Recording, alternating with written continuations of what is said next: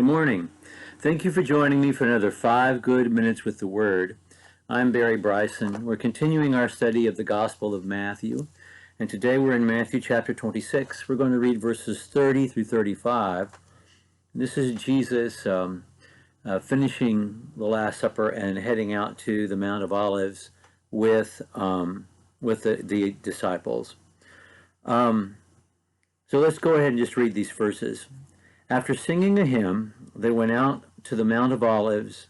Then Jesus said to them, "You will all fall away because of me this night.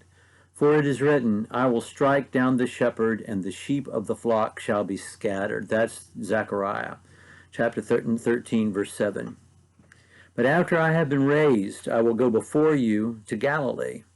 But Peter answered and said to him, "Even though all may fall away because of you, I will never fall away." And Jesus said to him, "Truly I say to you that this very night, before a cock crows, you shall deny me 3 times. Peter said to him, "Even if I must die with you, I will not deny you." All the disciples said the same thing too. Well, the singing of hymns on this night, on Passover Eve, was something that was well documented in Second Temple Judaism, and the traditional hymns that they would sing would be Psalms 113 through 118, if you'd like to read those. Whether these are the songs that they sang, I'm not sure. It says they sang a hymn, which is one. They may have sung others earlier in the evening, and it says a hymn, not a psalm. And so it may not have been a psalm at all, but another worship song that they would have known, not based upon one of the psalms. But they did sing together before they went out, and I love that image of them singing together, and of Jesus perhaps leading them in that song. I wish I knew what it was, what it sounded like. I wish I could hear that in my own ears.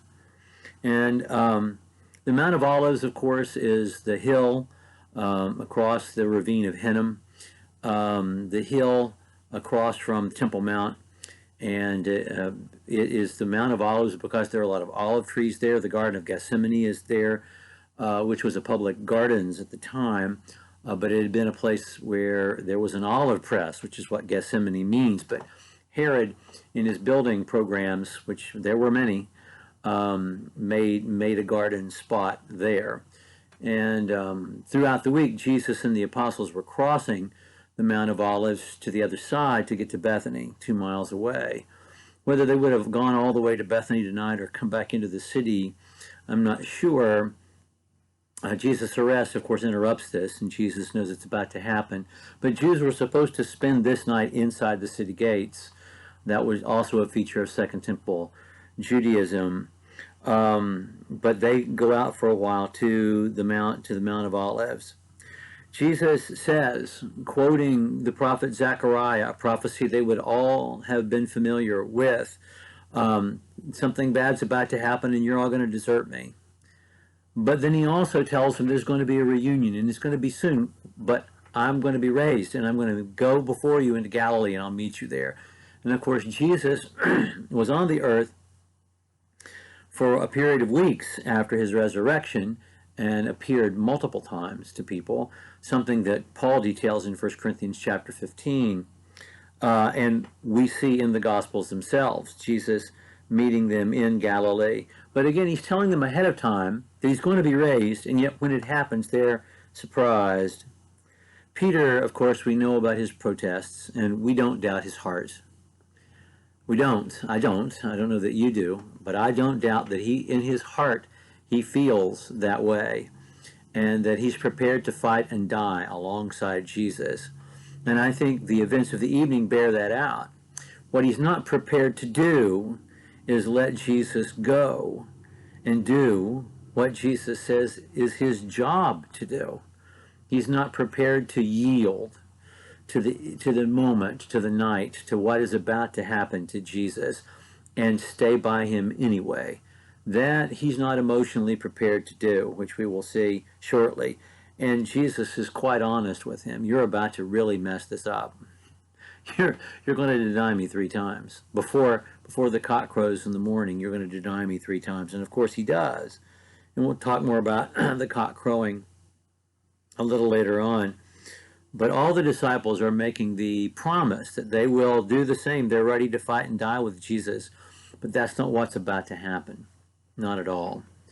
And they, although Jesus has prepared them for the moment and have been honest about it and has described it in detail multiple times, step by step, what's about to happen, when it comes, they're not prepared.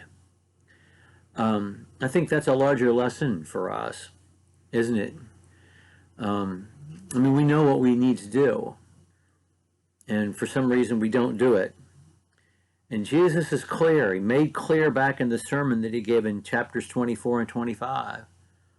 When I come, you're not going to know that when it's going to be. I'm going to come like a thief in the night, and one is going to be taken and the other left behind. And he just tells us you're not going to be ready. Just the way he told them exactly what was going to happen.